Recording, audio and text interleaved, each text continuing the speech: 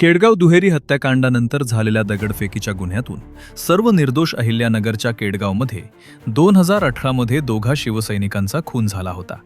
त्यानंतर झालेल्या दगडफेक आणि रस्ता रोको प्रकरणी शिवसेनेचे दिवंगत माजी आमदार अनिल राठोड यांच्यासह 600 शिवसैनिकांवर कोतवाली पोलीस ठाण्यात गुन्हा दाखल करण्यात आला होता. या खटल्याचा निकाल आता लागला असून न्यायालयानं सबळ पुराव्याअभावी सर्वांची निर्दोष मुक्तता केली आहे. एप्रिल 2018 मध्ये केडगाव येथे शिवसेनेचे उपशहर प्रमुख संजय कोतकर आणि कार्यकर्ते वसंत ठुबे यांची गोळ्या झाडून हत्या करण्यात आली होती.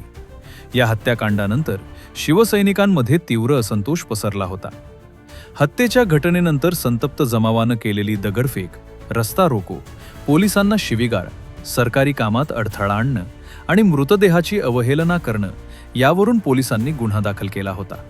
सुरुवातीला पोलिसांनी या गुन्ह्यात सर्व आरोपींवर सदोष मनुष्यवधाचा प्रयत्न केल्याप्रकरणी भादंवी कलम 308 लावले होते. मात्र नंतरच्या तपासात पोलिसांनी हे गंभीर कलम वगळून इतर वाढीव कलमे लावली. त्यामुळे गुन्ह्याचे गांभीर्य काहीसे कमी झाले होते.